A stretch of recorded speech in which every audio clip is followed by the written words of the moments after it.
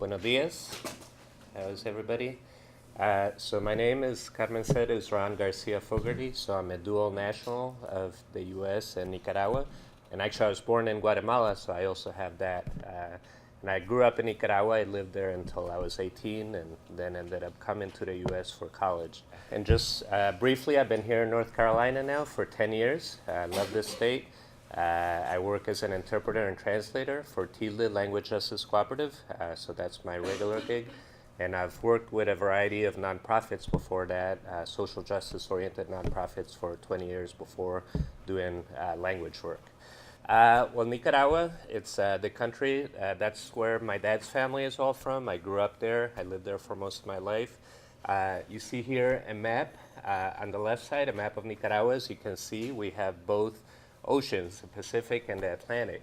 And we have two huge lakes. And the big lake of Nicaragua is actually one of the only two places in the world where you have freshwater sharks. So a unique thing. And it's known as a land of lakes and volcanoes because obviously a lot of water, a lot of volcanoes. It's a very kind of critical place. And because it's in the center of Central America, there's always been dreams by colonial powers to make it a passageway from one ocean to the other ocean, right? So it's always been very strategically important. And before the canal was built in Panama, Nicaragua was considered a prime spot for building an interoceanic canal between the Pacific and the Atlantic. And actually in the 1800s, it was actually a canal. People came, through the Caribbean. They went through the San Juan River to the lake, and then they transported over to the Pacific Ocean, and then they went on to California. And so that was a big part of the gold rush, happened to go right through Nicaragua. So it's been very strategically important. There's been lots of European powers, the U.S., who have always had an interest, and that's one of the reasons why Nicaragua has always been the, a victim of this kind of foreign intervention. I have here also a map of the area in 1830, and as you see, the whole Central America was a federation back there. But we also have British, control, and you can see British control on the east side of Nicaragua. So we have a very multi-ethnic country. It's not always apparent, most of the population is mestizo, but we have a lot of Afro-descendant communities, especially in the east part, and that's partly because as a result of British rule, but also people who escaped slavery, escaped slavery from the Caribbean, from other places, and ended up there in Nicaragua. So I have a few important people here in the history. Anybody recognize a guy on the left? You know who that is? No? His name was William Walker. He was a U.S. citizen. He actually declared himself president of Nicaragua back in 1856. So, and he came there because he basically wanted to institute slavery in Nicaragua. That was a time when slavery was, we had the Civil War going on here, and he had the idea he could turn all of Central America into a slave region. So he came down here, invited in part by one of the parties in Nicaragua, and after people realized that he had this grand design about what to turn the whole area into, people rose up and fought against him, and eventually he was ousted. People fought against him not only in Nicaragua, but also Honduras, Costa Rica. But he's one of the many instances of U.S. intervention in the country. In the middle photo, we have Somoza, the first of the Somozas, and Augusto Sandino. So anybody heard of Augusto Sandino? Does that name ring a bell? Yeah? Okay, what do you know about Sandino? Can you say anything about? No? Okay. Well, Sandino was somebody who fought against U.S. Intervention in the 1920s, early 30s, because he didn't agree with having U.S. Marines permanently stationed there. And so he fought against that. The Marines eventually left Nicaragua and left as a kind of powerful man, Anastasio Somoza. And he was the first of the Somoza dynasty that lasted 43 years in Nicaragua. There was one U.S. diplomat, sometimes it's attributed to FDR, but it's not clear that he actually said it, that they said about the first Somoza, he may be an SOB, but he's our SOB. And what he meant with that, or what whoever meant with that, was that, yeah, maybe he's a bad guy, but he's protecting U.S. interests, right? He's protecting corporate rule. He's protecting the extraction of resources so that the U.S. can become, continue to be a powerful country, a powerful and rich country. So Sandino didn't agree with that. He fought against the Marines for many years. And then Somoza killed him in 1934. And that's when the Somoza dynasty started. So the Somozas, the last of the Somozas was finally deposed in 1979. And we had the Sandinista Popular Revolution. And you see on the right side, Daniel Ortega was the first president under the revolution. And then Violeta on the left, she was the one who was elected in 1990 after that first election. So during this revolution, we had the first democratic elections in Nicaraguan history. These were observed by a lot of international bodies, by the international press. It was one of the first elections anywhere in the world that had such wide observation. And part of the reason was because Nicaragua was at the center, was one of the focal points of the Cold War, right, between the United States and the Soviet Union. And these were won overwhelmingly by the Sandinista Front, which is the party that's currently in power now, even though it's ruled by a very different leadership to some degree. Daniel Ortega, that was the first time he was elected, but it was a very different leadership besides him. Illiteracy was reduced from 50% to 11%, a huge change for such a poor country. We had free healthcare and education, and we had a national agrarian reform. Now, we also had war, right? Ronald Reagan invested millions and millions of dollars into the war in Nicaragua. And Nicaragua took the U.S. to sue them in the International Court of Justice, right? And won a lawsuit of several, and I don't remember the exact amount right now. Junie, you don't remember? I think it's 13 billion, something like that, in dollars. And these were damages, damages by the U.S. to Nicaragua because of, financing a war to Nicaragua. So there were obviously, mistakes that were made during the revolution. There was repression to some degree, not very widespread, but it did happen occasionally. But there were some amazing things that happened during this time, and I became radicalized during that time. And you can see me there, actually. I'm on the right side. This was one of the rallies that were held every July 19th that celebrated the beginning of the revolution. So after the Sandinistas were voted out in 1990, we had 16 years of neoliberal governments. What did they do? They stopped inflation. That was a good thing. We had one of the worst hyperinflations in history, not only in Nicaragua, but anywhere in the world, where you would get paid and the next day your wages were worth less, half of what they were worth the previous day. So it's terrible for everybody, for poor people, for rich people. New government came in and said, we're going to, the Sandinistas had been trying to control it unsuccessfully. The new government that came in was able to finally get it under control. One of the ways they did that was by laying off tons of people. So lots of government employees were taken off their jobs. The army was reduced to half the size, and obviously they didn't need as big an army because there wasn't a civil war anymore. A lot of privatization happened, structural adjustment, which basically means neoliberal policies that were recommended by the World Bank, by the International Monetary Fund. And in 2005, Nicaragua approved CAFTA, the Central America Free Trade Agreement, CAFTA-DR actually, because it also included Dominican Republic. You see here a map. This map is the signatories of CAFTA, right? What do you see here? You see a huge country, the US, and then all these little countries here, right? What happens when you have an agreement that has such disparate economies, what they say is that, this is going to bring jobs, this is going to bring wealth. But what happens also is a lot of people go out of business. They can't compete against the U.S., against this massive economy. So it did bring jobs. A lot of people had low-paid jobs, but they're not sustainable jobs. A lot of people work in maquilas, in sweatshop factories. And so it is a job, but people get repetitive injuries. They don't have a big wage. They're doing the same repetitive task over and over. They get sick, because of the toxins that they're consuming. They get fired for any reason. If they get pregnant, they get fired. If they speak up about anything, they get fired. So you have a lot of jobs that are not really sustainable for people and that are not really long-term. So then Daniel Ortega came to power in 2006. How did he do this? He had run 3 elections consecutively where he never got more than 40% of the vote. But he went into an agreement with the president back then, Arnoldo Alemán, who was president between 96 and 2001. Daniel Ortega had always had a lot of power, even though he wasn't president during the 16 years of neoliberal rule, because he knew how to play the power game. He knew how to kick out people who were not in agreement with him. So a lot of people left the Sandinista front during the 16 years of neoliberal government because Daniel Ortega kept consolidating power and getting rid of anybody who wasn't in agreement with him.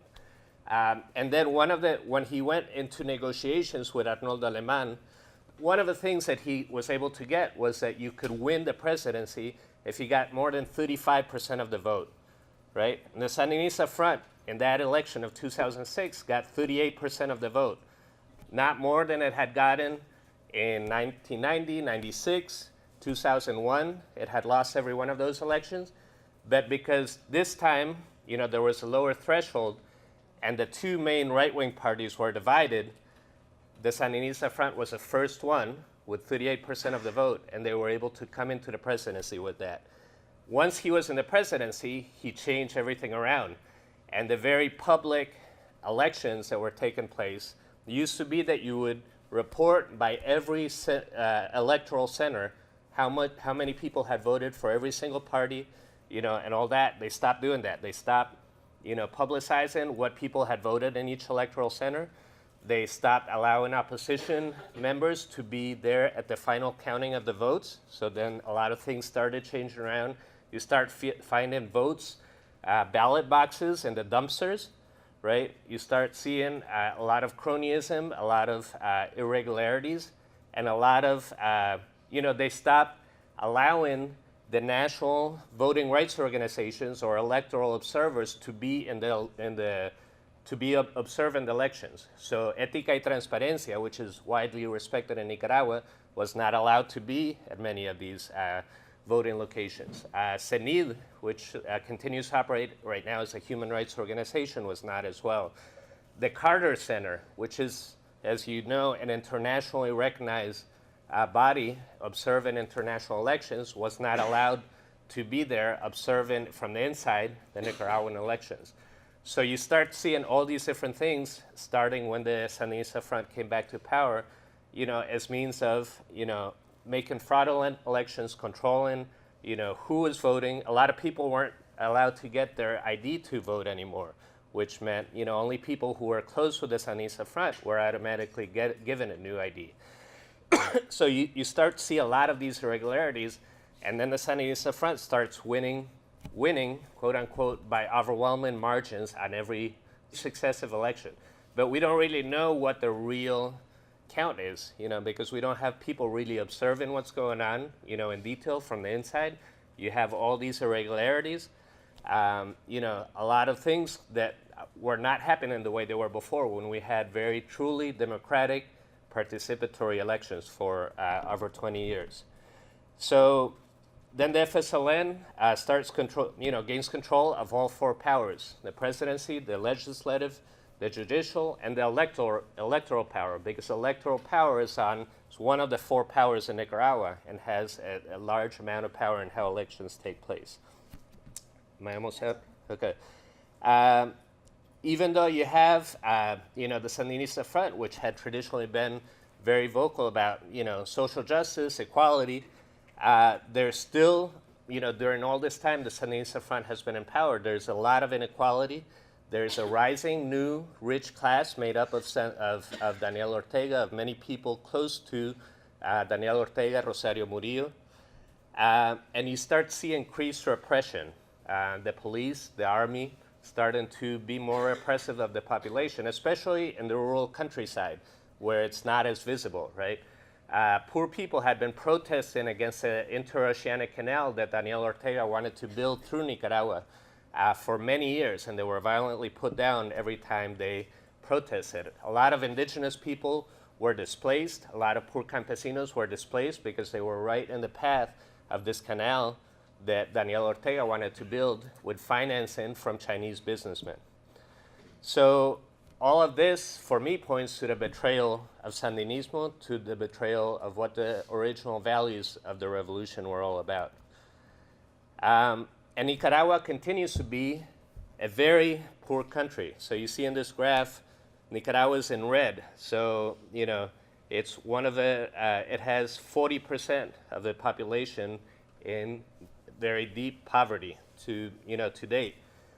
This ranking on corruption, which was produced as a result of a United Nations, convening that happened and the statistics that were pulled together, Nicaragua is the third from the bottom in terms of most corrupt, and this, in terms of non-transparency, in terms of people, getting wealthy with the resources of the state.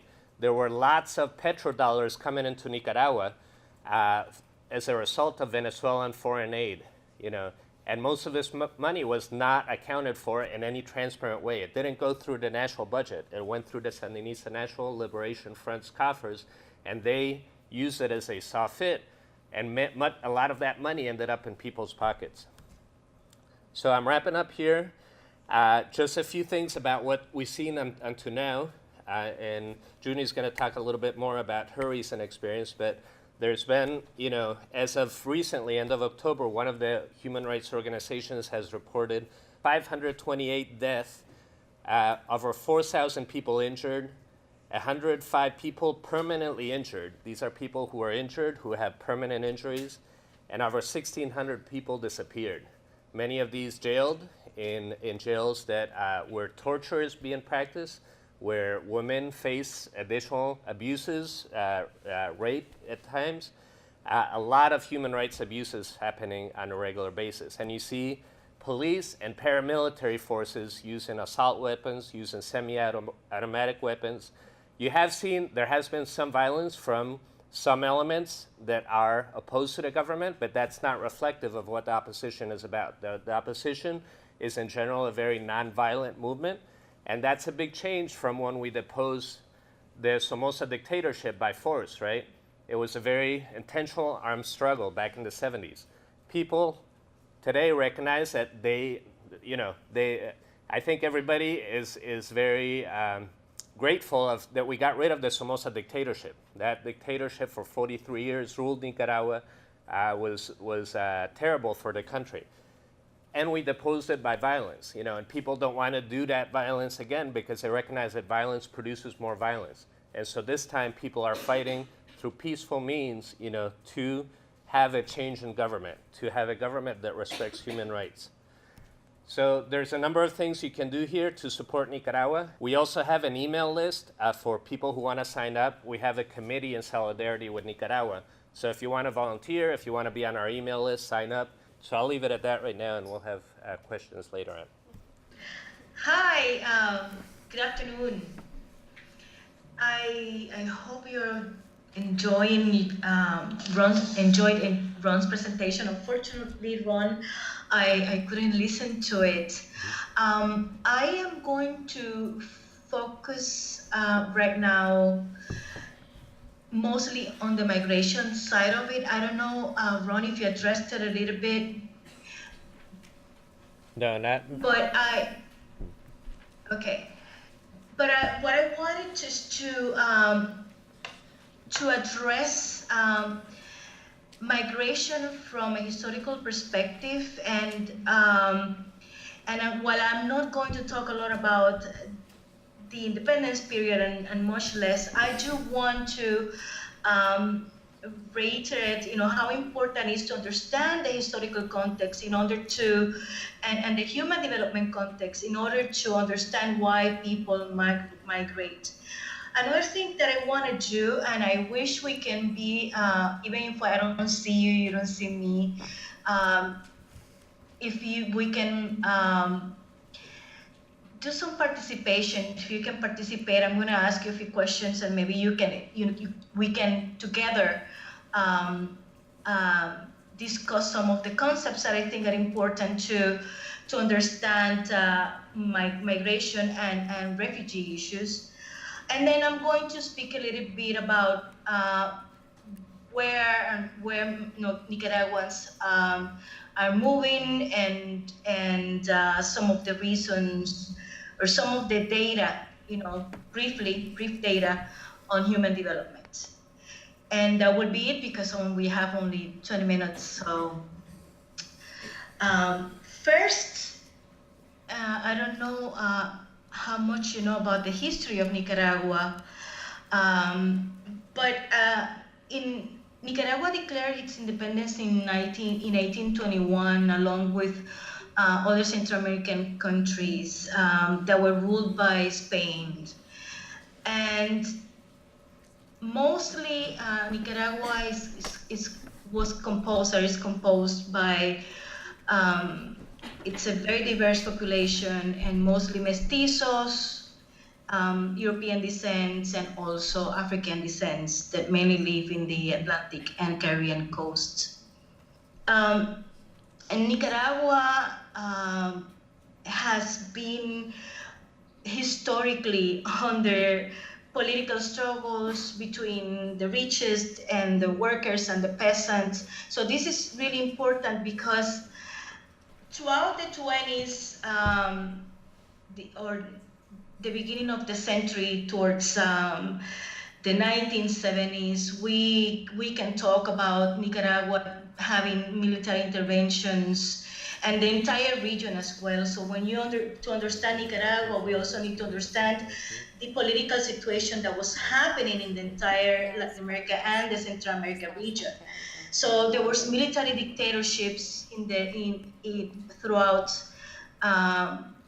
the 20s to the 70s, in some cases the 60s, it depends on the country. But in the case of Nicaragua, one of the reasons why there was a win government, which is a Sandinistas, and I have said that before, towards the end of the 70s, was because the corruption and poverty and rampant possession of only a few people, including Somoza, who had, was mainly the, possessing most of the economic means, and so poverty was really high, education was really low, mortality rates were really high, fertility rates were very high. So we have a country, Nicaragua still is, unfortunately, but it was really poor, a really poor country, and with corruption and with the death and killings of peoples that were against it. In 1980s, there was the Sandinista governments won the elections. So we can talk about most of the 5 or 6 waves that have been identified, migration waves that have been identified in Nicaragua, are very related to these political and economic issues in Nicaragua. The first wave that we can identify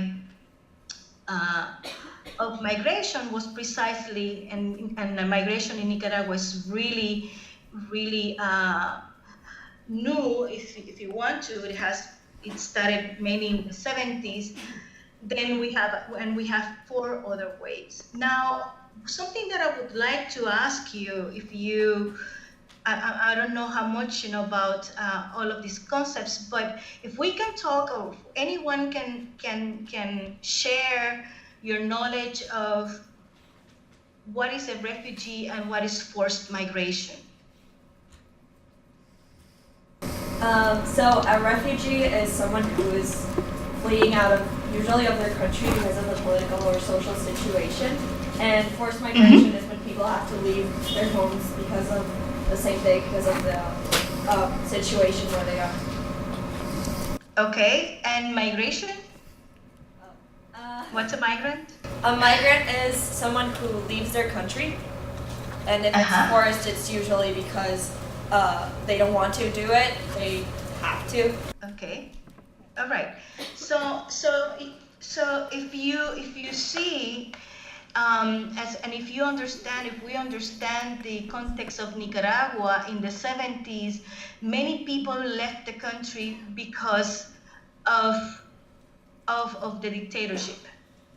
But many people also left when the Sandinistas won the election because of the new situation. So many members of the National Guard and the upper middle class left the country between the 1982 and 1984. The Contras joined the forces mainly in the United States, and because they were really mad about what was the situation in Nicaragua. So many of these people were also refugees in the United States and also in Costa Rica.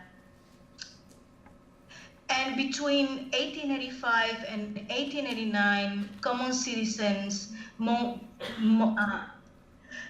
mostly common citizens, fled the country. And this is very important also to understand these differences, because what we see in Nicaragua, due of these human development issues and political struggles that most people have been, many people, at least between 10% or 15% of the population has left the country.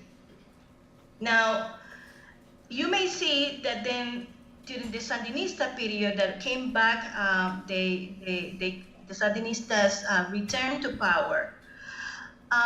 Somehow during their first period, they started to have some stability, economic and political stability, because previous to that, during the Chamorro administration and other administrations, we had a period of a lot of Nicaraguans mainly coming to Costa Rica for labor purposes. Now, there's a big change, as you may see, and Roma had explained you, that many people are leaving Nicaragua due to political reasons again. The difference between the previous two waves of refugees and now and the ones that are coming mainly to Costa Rica. So the main reason is that at the beginning of the 80s, many people that came to the United States had the opportunity. The United States opened opportunities for refugee, particularly to have refugee status where other Central American countries didn't have it. Now, in the context of the United States, while some Nicaraguans are coming to the United States seeking refugee, you may see that the environment in the United States is totally different, not only to Nicaraguans, but also to other Salvadorans, where they had the doors open because there was in the context of the 80s, we still have the Cold War. Right now, since the end of the Cold War, and now precisely Nicaraguans are having a harder time to coming into the country, even though some of the members of the ruling party are still advocating for Nicaraguans. What is interesting is that most Nicaraguans are coming to Costa Rica. Right now, we're seeing a pattern, even though it's been slowing down, but between May and towards the end of July, we had at least 3,000 refugees coming into Costa Rica. The entire migrant population and refugee population in Nicaragua is over 300,000 people, which mostly are women, many who are from rural areas, poor with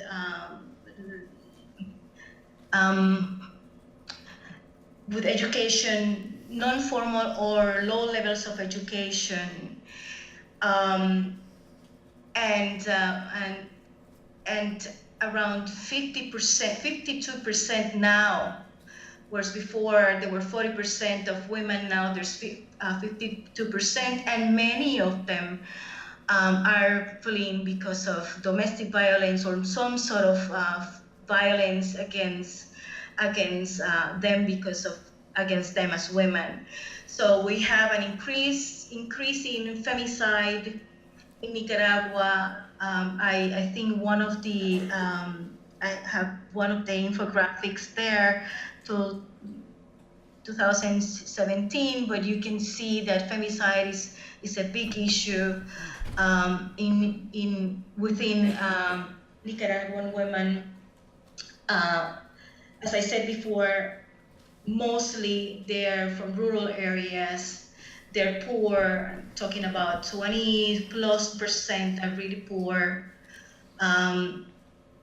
And the other characteristic that is very important to mention that also forces migration is that if you don't have employment, and this is a migration issue, but if you don't have employment, which is the case of many folks in the rural areas, then people and women who stay by themselves, running their houses as head of households for many years, because men left to work in the agriculture. In agriculture, they having to be the head of households, and the economy not improving as much as it should, made women decide to leave. So we have an increasing number of women coming into Costa Rica, mainly for labor migration, for labor purposes. This is also an interesting issue, because in the case of Costa Rica has an environment that allows more, Nicaraguan to come in, particularly to work in certain jobs, such as agriculture, construction, and also domestic work. Most women, or many women many Nicaraguan women are domestic workers in Costa Rica. So you have a situation in which, between the lack of a decent economic system in place, a lack of protection to women and children, which are mostly young people, and the violation of human rights that have been happening for the past years in Nicaragua, we have seen increasing migration and refugee flows in Costa Rica. Costa Rica has been taking most refugees. They have been actually processing them, but we don't know yet how many of them, from now to 2 years after they're all processed, are going to remain in the country. What we know is that so far, the Costa Rican government have made a decision to allow them and give them a permit to stay and also to work in Costa Rica. We've also seen an increasing number of children, particularly girls, coming into Nicaragua, into Costa Rica, Nicaraguan girls. That's another issue that is of concern for all of us, not just, and this along with what's going on in the entire region and what's going on in the world, and large amounts of children moving by themselves. That's also a concern of the government and of the Nicaraguan government and civil society organizations that are trying to tackle this, particularly because during the movement process, many children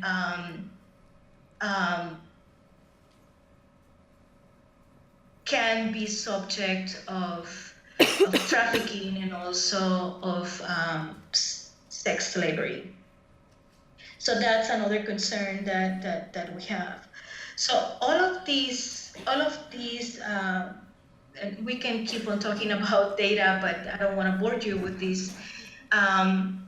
lack of human development, corruption, violation of human rights, femicide, and gender discrimination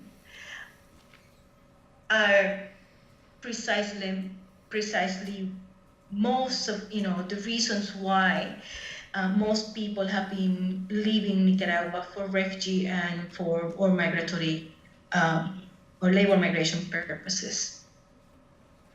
Hello, my name is Junie Vargas. I'm a sophomore at Elon, and I'm from Nicaragua. So I was born in Nicaragua, and then when I was little, I moved to Miami, and then eventually moved back to Nicaragua.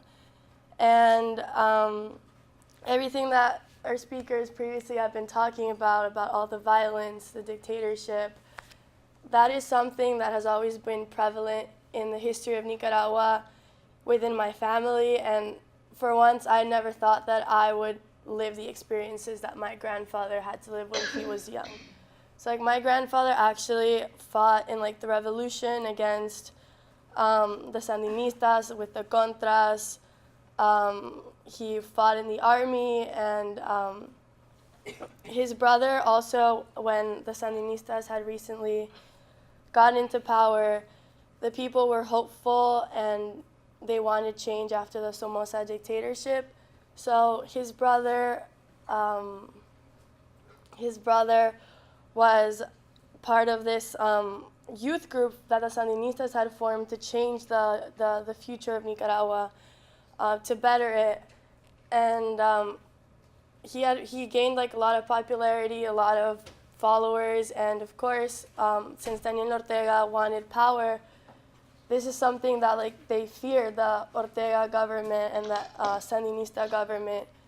So they sent, and his brother Daniel Ortega, Humberto Ortega, who was the general head of the army at that time, they sent to go kill him. So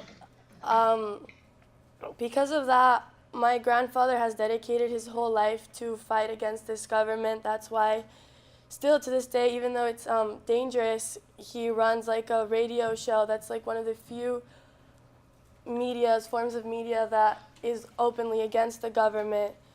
He runs that, and he goes and he talks so that he could spread the message of the wrongdoings of the government, of all the evil that they've done. And because Nicaragua has had a cycle of where people fear Daniel Ortega, and even though this crisis, it's something bad, it's inspiring because you can see how the people of Nicaragua, they're strong, even though despite history of dictatorship after dictatorship, we're still there. We're still fighting for our freedom to speak, to want to have a better life, our right to have democracy and be better than what we have.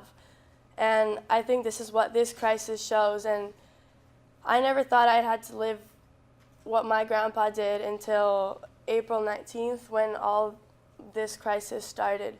I was here at Elon and just watching the news and just looking at everything that was going on back home. It was hard because my family was my family was there, my friends were there, and it's you're being two places at once. You're being back home and you're watching the news of the violence that's going on, but then you still have to be back here. You still have to do your studies. You still have to focus on being in college and enjoying that. And then there was an instance where at the end of my freshman year last year, I didn't even know if I was able to go home. At that point, all you want to do is go back and see your family, just be home.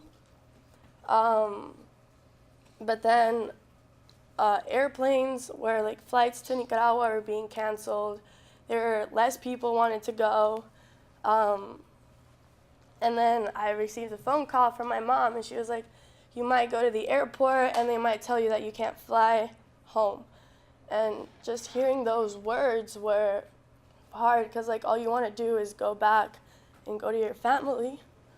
And you can't do that. Like the possibility of not being able to do that was just rough. And then I was able to go back, and it was a completely different Nicaragua than what I had left before coming here to college. Even like with December, last Christmas break, I went, and then when I came back after the semester was over, it was different. There were like barricades all over the streets. You couldn't go out. You were like locked inside your house. There was like an unofficial like time where you couldn't be out anymore because it was too dangerous. And the biggest crime in Nicaragua right now is to be our age, to be university students, because those were the people that started the protest. Those were the people that are out in the streets and have gained so much attention. So even now, if you're outside, the police or the paramilitary, they can stop you, and they can check your phone, and if they see anything that goes against the government, they will take you and they will like kidnap you, and you're like submitted into torture. And just like going on Facebook or Instagram and seeing all the posts of so-and-so disappeared today, or so-and-so has gone missing, we're looking for so-and-so. If you have any information, please reach out to this number. Just like the fear of having that next post being someone that you know, or like someone that your friend, your family, or anyone, and just like living with that fear, it's hard. And it's hard like being here and then not being there as well, because like once you're there, like you're with your family and like you know where they are all times, like you're always aware of them. But then once you're here, like you might not be like living in that situation, but there's so much that you don't know. And at least for me, I'm a person that like I would rather know instead of having to live with that worry every day. And then, so yeah, it's just I never thought I would have to live in, like with my friends too, we never thought that we'd have to go through a situation that our ancestors, our grandparents had to go through, our parents had to go through. 'Cause my mom, when she was little, she had to leave the country for the same reason. And then everyone came back when Violeta was, became president. But then now most of my friends are leaving. You can't really be there. And then my family had to temporarily move because like my high school, it's close to one of the main generals of the armies. It's close. That's where they keep like all the people. And you never know when something might happen. So they had to again temporarily move. And my mom also said, like, I never thought I would have to leave my home, my family, and everything, and just leave Nicaragua for the same reasons I did when I was little. But despite that, you know, we're like, it's been since April and it's November now, and we're still going out on the streets. We're still protesting. The Nicaraguan people, they don't want to be silenced. They've had enough. Like, they want change, and I think that's very inspiring. Because, like, despite everything that's happened, despite all the deaths, all the mysteries, the kidnappings, you know, we're still out there and we're still fighting. And then hopefully soon, you know, this crisis will be over and it won't just turn into something worse like it did to Somoza and Ortega. You know, we'll actually like get that better future that every Nicaraguan deserves, and not only for like the people that are living there, for like the kids, but for like our ancestors and every one of them that gave so much to the cause, and just for all like the lost brothers and sisters that have been taken away from this tough time. And yeah. I want to follow up on something Junie said, that she said it's a crime just to be somebody her age, somebody who's a university student.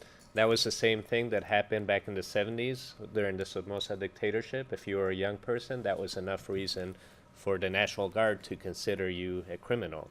And that's the way it is nowadays.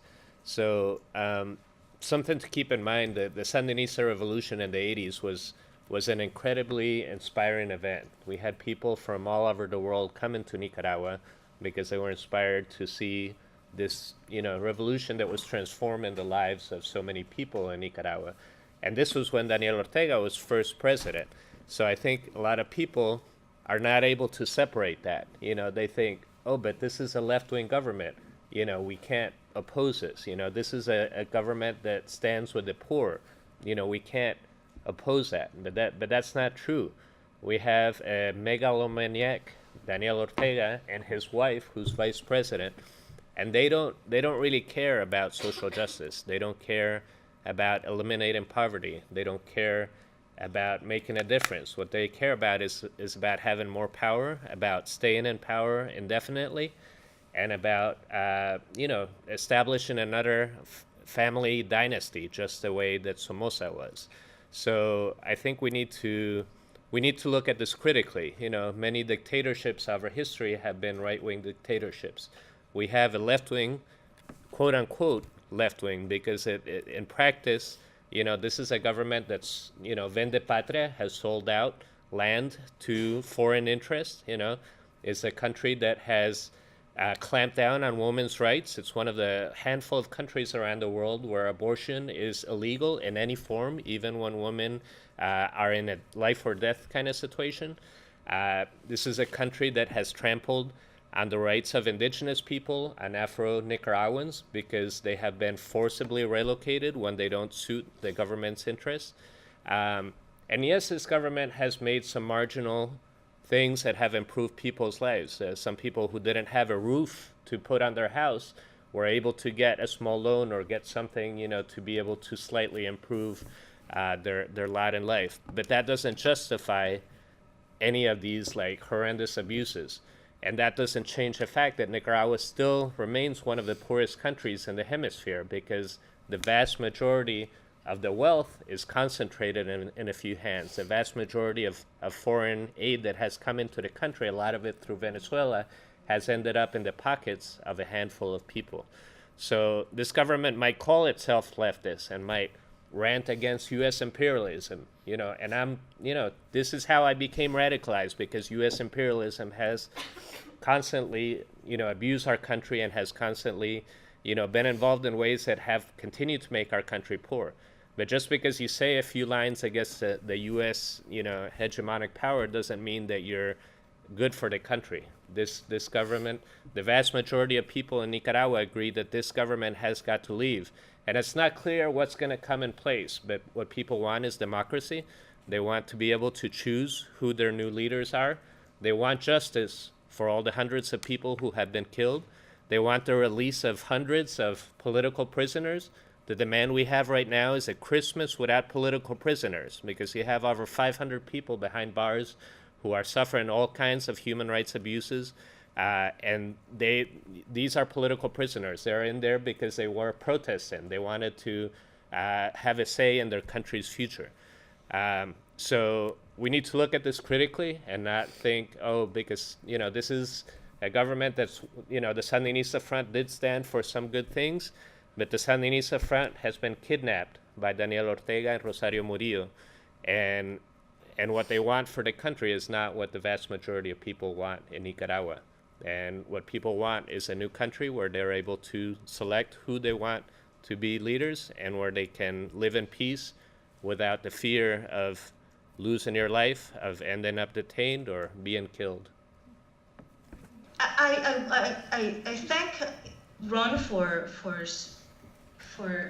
actually speaking.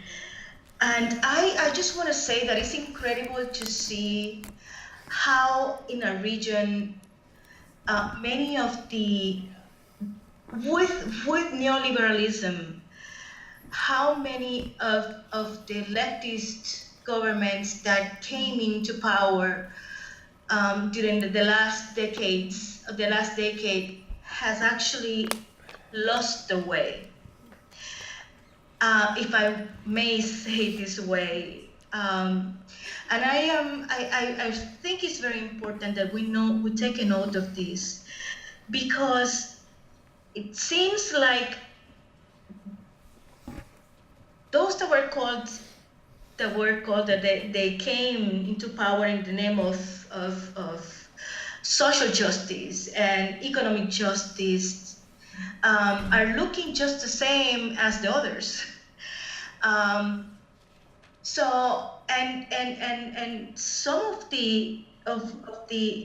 of the programs that have been implemented, while some have really helped people, in general, if we look at the economy as a whole, it's really been, we are talking about many countries with stagnant economies and people having to be forced to migrate. And we can look at the case of Venezuela now, look at the case of Nicaragua, we can look at, how much, in some ways, Nicaragua and other countries in the region that are having, for a long time now, or for decades now, violence problems are looking, and we're right, left, and we're not in the left side of the equation, are looking very similar. So we need to take a note of this, because truly, we need to look at democracy in a way in which we need to deepen it and work really hard towards it, and engage youth into looking and forcing the discussion and forcing processes to become for our communities and our countries to become more democratic. And this includes the United States, not just our countries. I think there's now a pattern in the world of many countries becoming more and more authoritarian regimes, and forced migration is happening everywhere, and it has a lot to do with what's happening, not just in Nicaragua, but what's happening in the entire world. So stay tuned to that, keep on talking about it, keep thinking about it, keep discussing it, and keep fighting it, so our world become more and more democratic, and stay away from all of these authoritarian regimes that are coming to power lately. One of the ways is there's a handout that went around that has different ways that you can contribute, and one thing is obviously be informed, and so there's several different sites there, and I don't know if Junie might have some other ideas of, I put like Envío, Confidencial. There's also fundraising sites, and maybe you don't have a lot of money, but you can always share that resource. You can help them fundraise, so that their money is going to the victims of repression, to student groups, to women's rights organizations. And then the other way is to become active in some kind of way, either help and organize a forum. We have International Human Rights Day coming in December. And so our committee of Nicaraguans and others in solidarity with Nicaragua is going to be organizing some event for International Human Rights Day. So if you're interested in being involved in that, meeting with a legislator, to talk about what's going on in Nicaragua, writing an article, all those kind of things are good ways to be involved. Junie, I don't know if you have. I'd say just like the little things count. Because I think the problem is that most Nicaraguans, they want that hope and they don't want to feel isolated. Mm-hmm. So just by listening to someone's story, or like reading about the news, or like being informed about what's going on, that gives them hope and knows that they're not alone. Like if it's just like resharing something about Nicaragua, so that way you spread the information, so that way your group of friends know more about it too. Because I remember there was a period when everything was recently starting, there was like a link going around where you signed something, and like you, with the Magnitsky law, you literally just have to sign it online, and like they were gonna condemn someone of that, and that like decreases their power. So it's just those little things that count, that really go a long way. And if everyone is putting their little stone in it, you could really like make an avalanche happen of change. And just as a comparison, back in the 80s, in the struggle against apartheid in South Africa, I mean, there was a lot of struggle that people went through in South Africa, especially the black population. But they used the help of a lot of students who became involved in de-investment campaigns that targeted South Africa economically. And that was one of the reasons why apartheid was finally brought down to its knees, not only because of the internal organizing in the country, but all the international pressure, especially from student groups. So that's, you can make a difference. And, especially figuring out ways that you can put pressure economically or, raising awareness about what's going on in Nicaragua, all that helps. And like Junie said, making people feel like they have support, like other people are noticing what's going on, and that's going to help bring about change in Nicaragua. Keeping informed and being engaged in youth groups and organizations, and having this constant feedback between other organizations, not just Nicaraguans, but other organizations that are actually doing similar things are very important, because sometimes when we listen to what other experiences and other communities' experiences and countries' experiences are, we actually relate to each other and we can become powerful. Young people are very important in the struggle, very important in making changes in the United States, in Nicaragua, in Central America, and in the world. So I was part of the student movement when I was young in my country. I was a militant in my country. I learned about Nicaragua and I lived in Nicaragua during the Sandinistas. I appreciate and I learned a lot, and now because of all of those experiences I have, I do what I do. I am a very critical person, and I believe that change happens when meaningful people gather and make decisions together and collectively to make things happen. So you can bring great change to Nicaragua and to other countries in the world. So be engaged.